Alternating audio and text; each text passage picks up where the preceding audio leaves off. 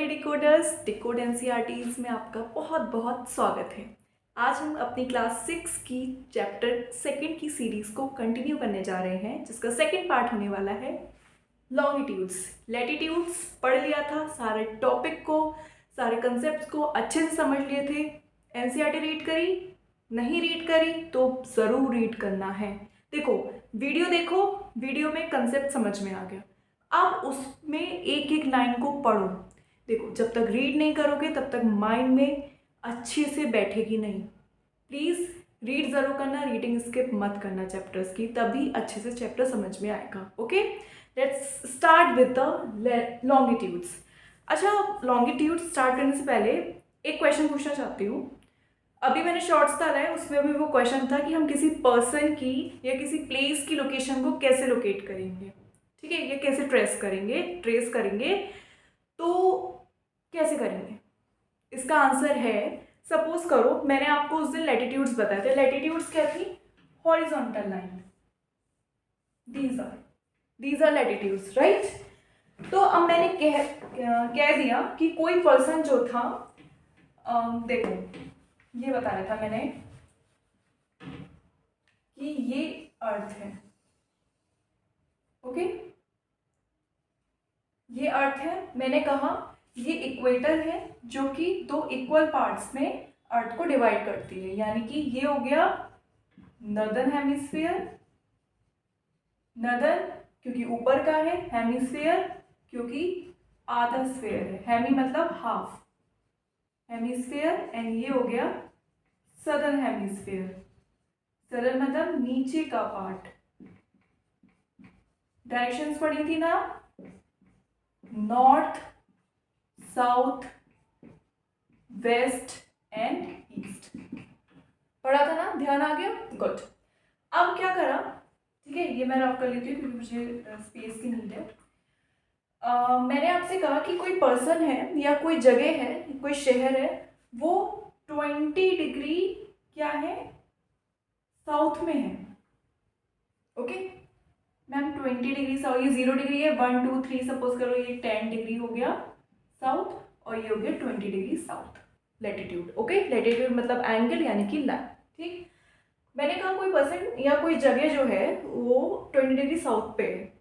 क्या आप बता सकते हैं वो एग्जैक्टली कहाँ पे है? वो यहाँ पे भी हो सकता है, यहाँ भी, यहाँ भी, यहाँ भी, यहाँ भी, यहाँ भी, यहाँ भी, मतलब पूरी लाइन में कहीं पे भी, यानी कि पॉइंट फिक्स नहीं है, यानी कि जगह फिक्स नहीं है।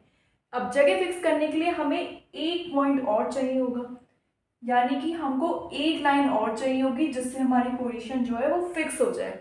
अब वही लाइन यानी कि वही चीज़ फिक्स करने के लिए हमें लॉन्गिट्यूड्स की नीड होती है। लॉन्गिट्यूड से हम मेनली टाइम के बारे में पता करते हैं, ठीक है, कि कहाँ पे कितना टाइम हो रहा होगा। और लैटिट्यूड्स में हम किसकी बात करते थे? टेम्परेचर की, कि किस जगह टेम्परेचर कितना होता है, अर्थ पे वेरिएशन क्यों है टेम्परेचर में। ये बात आपको लैटिट्यूड से पता चल गई। अब अर्थ में टेम्परेचर में भी डिफरेंस है। आप जाते हो ना, आप इंडिया में रह रहे हो, इस टाइम इंडिया में सपोज कर लो रात हो रही है, ठीक है, रात के 9 बज रहे हैं, और आपकी कोई मामी है या आपके जो भी रिलेटिव्स हैं वो अमेरिका में हैं, वो कह रहे हैं हमारे यहाँ तो अभी शाम ही हुई है या अभी दोपहर ही हो रही है। ठीक है, तो ऐसा क्यों होता है मैम कि उनके टाइम अलग होता है, हमारे टाइम अलग होता है? ये सब हम लॉन्गिट्यूड्स में जानेंगे। ठीक है, okay, let's start with longitudes. तो लॉन्गिट्यूड्स जानने के लिए सबसे पहले हमें अर्थ पे आना होगा।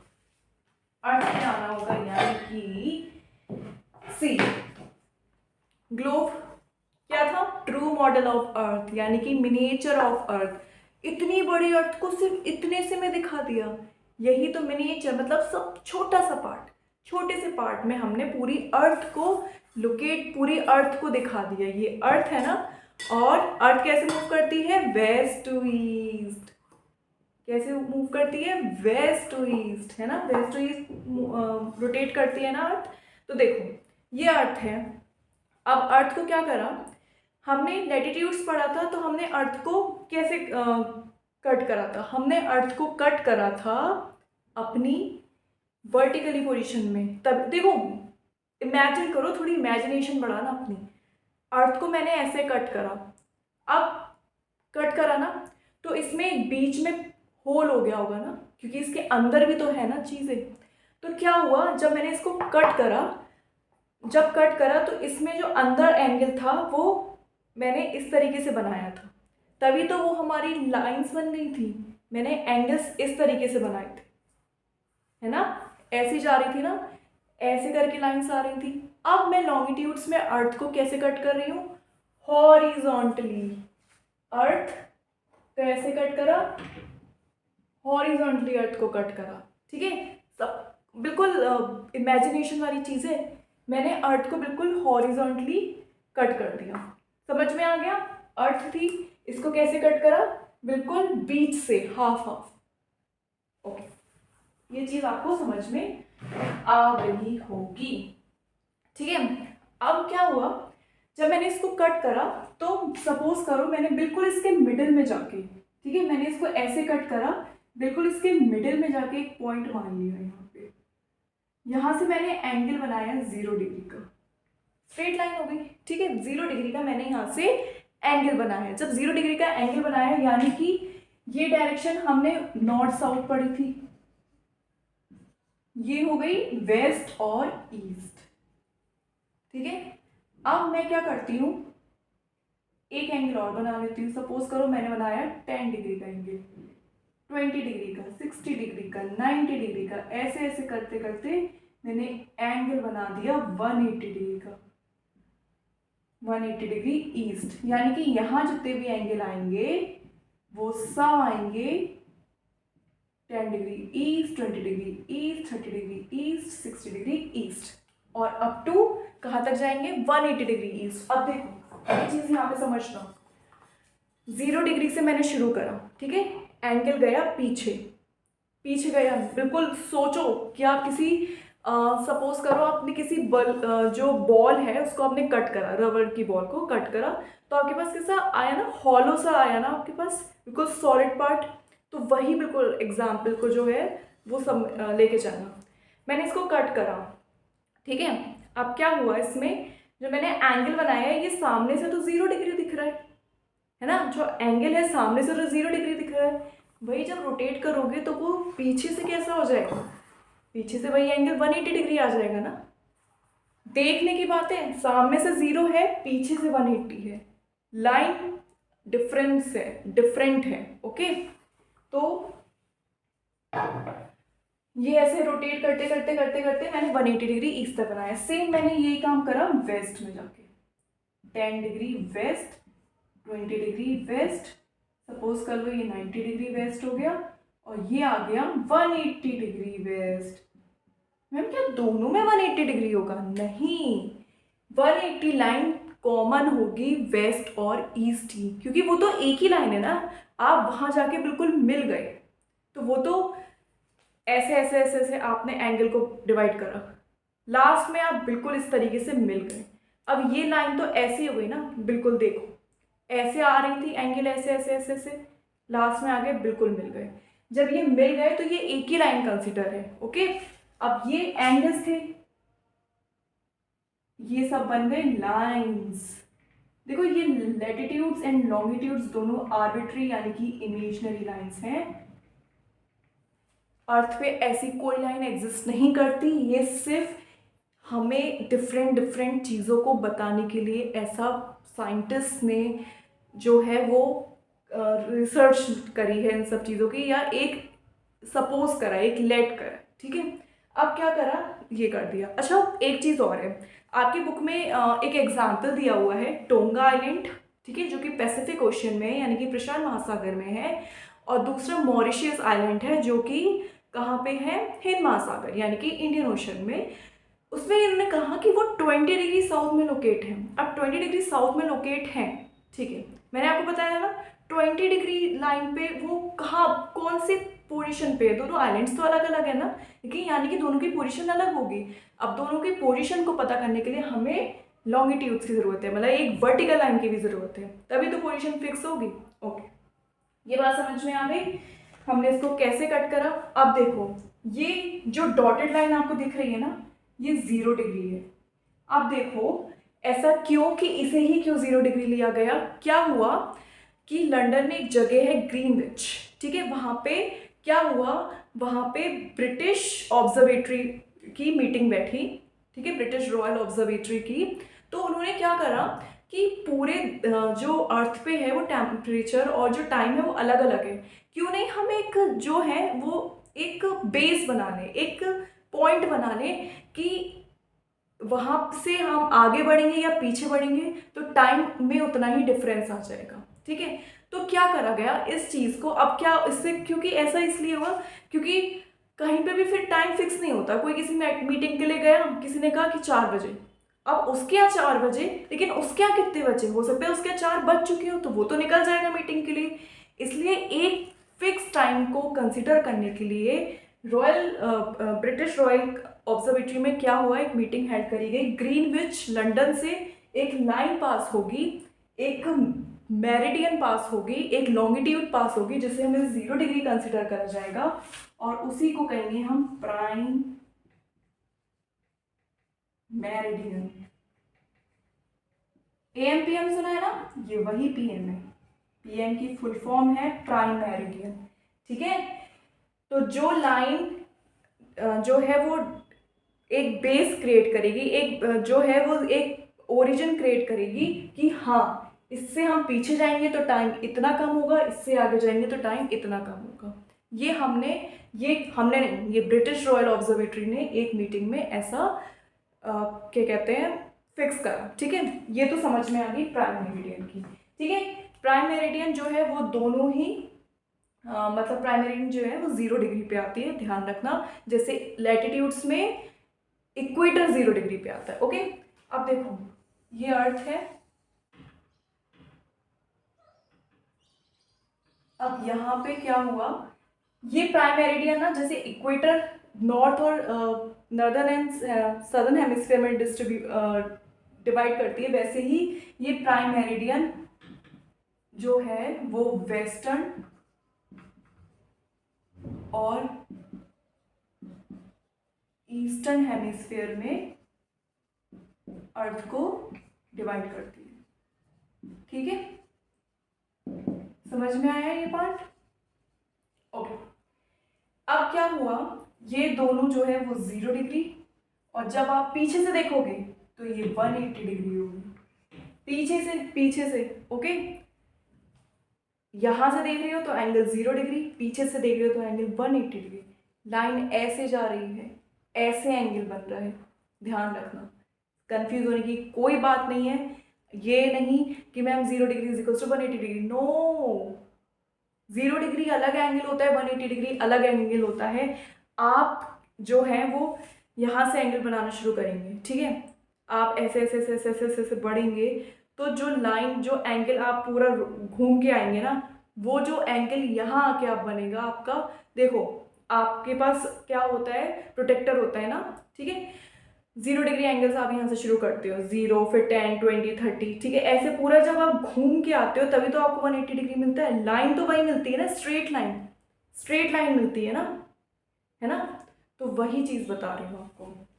तो ये बात समझ में आ गई कि प्राइम मेरिडियन जो है वो ईस्टर्न हेमिस्फीयर और वेस्टर्न हेमिस्फीयर में अर्थ को डिवाइड कर देती है, ठीक है। यानी कि हमारे पास जो लाइंस मिली, और हाँ एक बात और, जैसे ही हमने पढ़ा था कि लैटिट्यूड्स की जो है, लैटिट्यूड्स एक दूसरे की पैरेलल्स होती हैं, मतलब आपस में कभी नहीं मिलती हैं।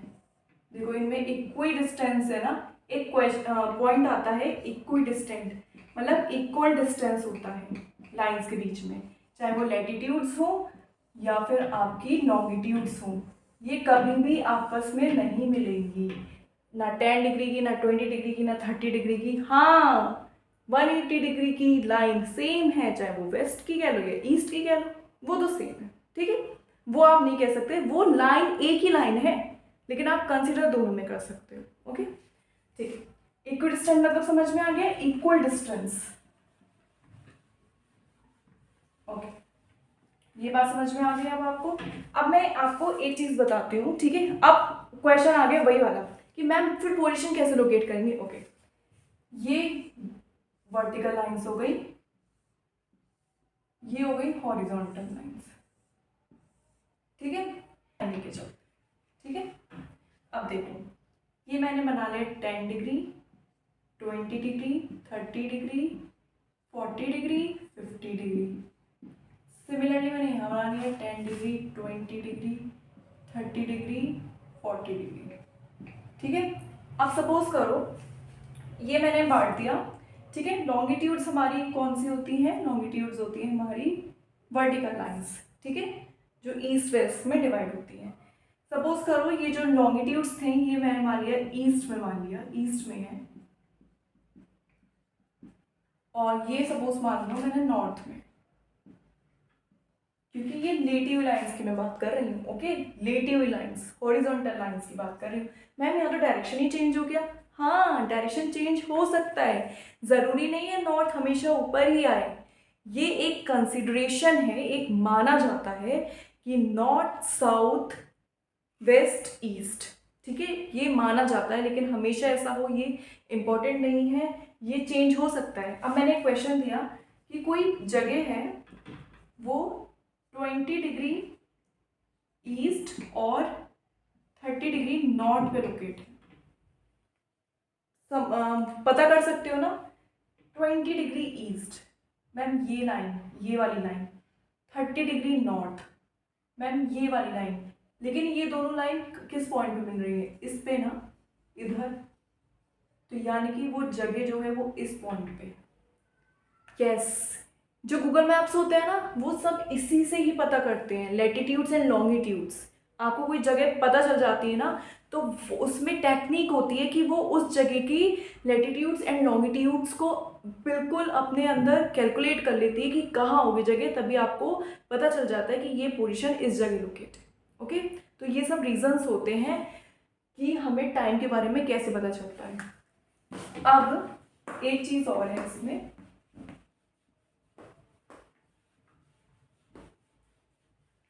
ठीक है, 0 डिग्री के बारे में पता चल गया हमको।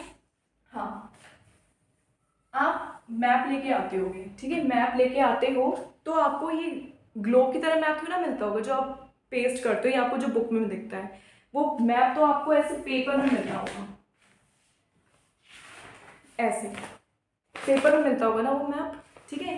तो वो मैप अगर आप ऐसे करके जोड़ दोगे इस तरीके से, देखो यूरोप का मैप है, ओके, जब आप इसको मैप को इस तरीके से जोड़ दोगे तो ये सर्कल बन गया, यानी कि ये चीज़ और ये चीज़ दूर दूर नहीं है, ये पास में ही है।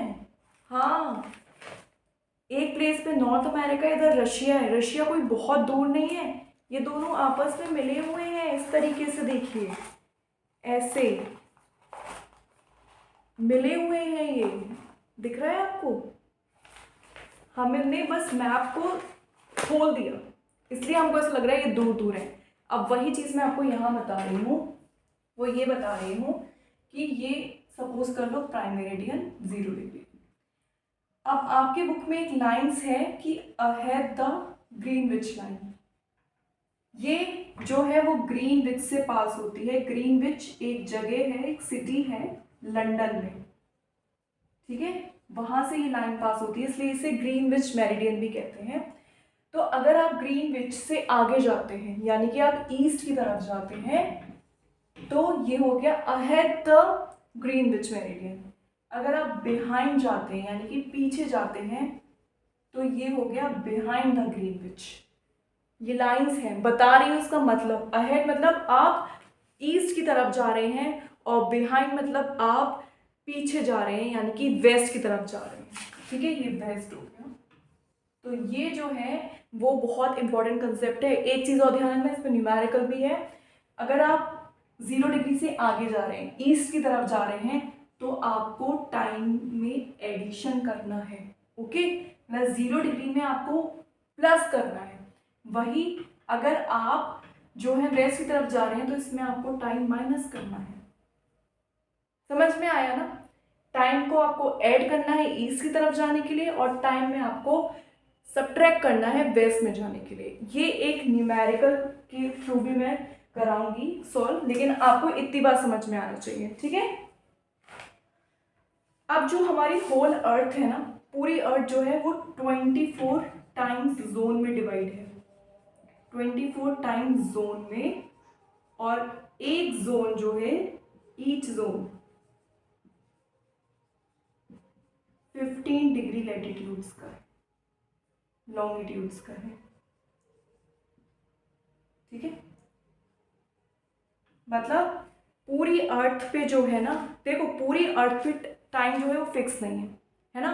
पता है आपको रशिया में 11 टाइम स्टैंडर्ड्स हैं, 11 स्टैंडर्ड टाइम्स हैं। अच्छा, आपने सुना होगा ना, ये चीज़ सुनी होगी, ये कंसेप्ट मैं आपको भी बताती हूँ, ओके। लेकिन इससे पहले आप एक चीज़ जानिए। आपने एक चीज़ जानी होगी, IST सुना होगा आपने, बहुत जगह लिखा होगा, इंडिया का टाइम लिखा है, उसके आगे IST। इसका मतलब क्या होता है? इसका मतलब होता है इंडियन स्टैंडर्ड टाइम।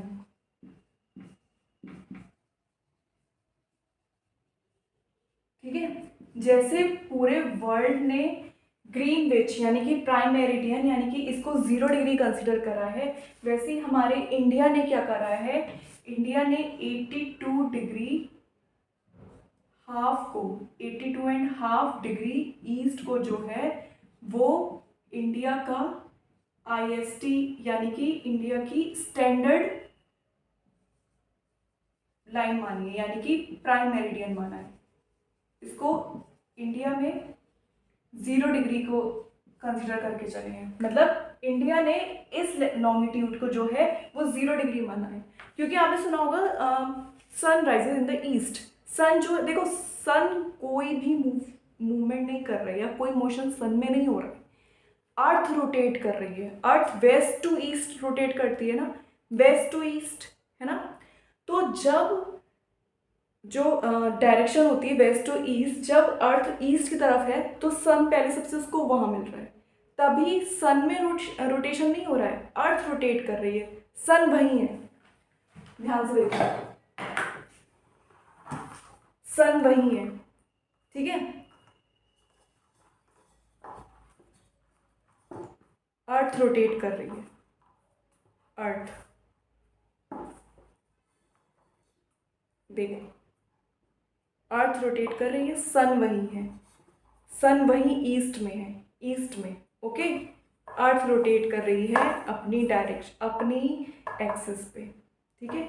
इसलिए हम कहते हैं sun rises in the east. Sun कहीं से नहीं आ रहा है, सन अपनी जगह ही है, लेकिन अर्थ रोटेट कर रही है, इसलिए सबसे पहले जो है वो सन जो है वो ईस्ट में देखने को मिलता है। इसलिए जापान में सबसे पहले सूरज निकलता है।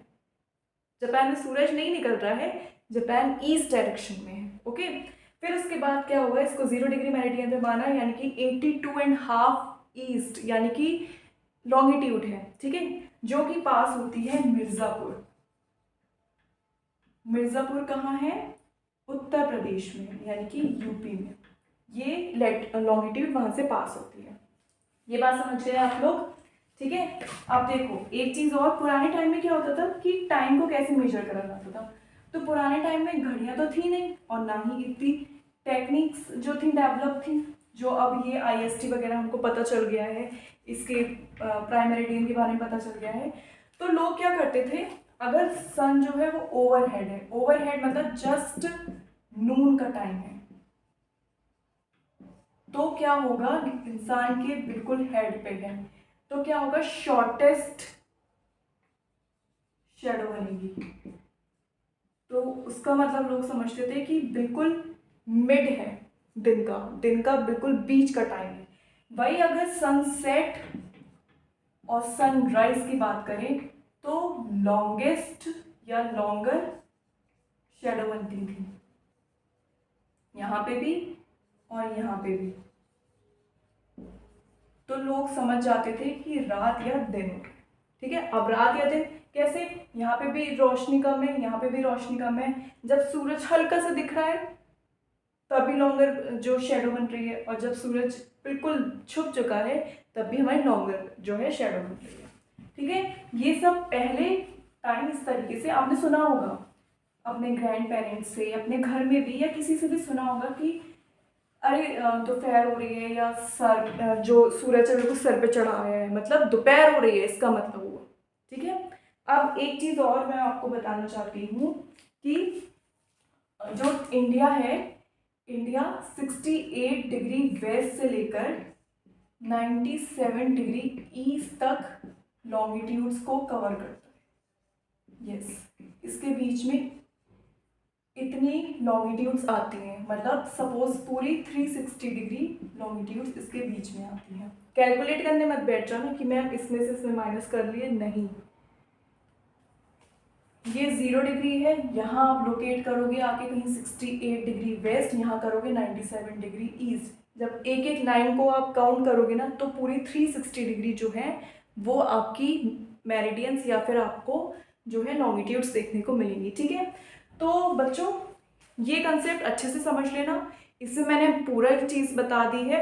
और एक चीज़ और, ठीक है, इसका न्यूमेरिकल पार्ट है थोड़ा सा, वो मैं आपको या तो शॉर्ट वीडियो में कवर कराऊंगी या एक लेक्चर और ले लूँगी, वो कवर हो जाएगा। उसमें ये बताऊंगी मैं आपको कि टाइम कैसे निकालते हैं, या टाइम जो है वो किस किस बेसिस पे निकलता है, क्या मतलब कैसे कंसिडर करा जाता है टाइम को निकालने के लिए। जो आप ये देखते हो ना 5.5 घंटे का डिफरेंस है, या क्या कहते हैं यहाँ पे टाइम 5:30 हो रहा है, वहाँ पे 9:30 हो रहा है, मतलब ऐसा क्यों हो रहा है। तो ये सब चीज़ें मैं आपको उसमें कंसेप्ट में अच्छे से बताऊंगी, क्योंकि ये थोड़ा थ्योरेटिकल पार्ट था, वो थोड़ा न्यूमेरिकल पार्ट है, तो दोनों को अलग रखते हैं तो वो ज़्यादा इजी रहेगा। बाकी कोई भी प्रॉब्लम हो तो प्लीज़ कमेंट सेक्शन ऑन है, उसमें आप लोग लिखा कीजिए ताकि मुझे पता चले आप लोगों को कितना समझ में आ रहा है। बाकी चैप्टर ज़रूर रीड कीजिएगा, उसके बाद मैं इसके क्वेश्चन आंसर्स भी कराऊंगी, इसका न्यूमेरिकल पार्ट भी कराऊंगी। तब तक वीडियो को देखिए, चैप्टर पढ़िए। Thank you so much.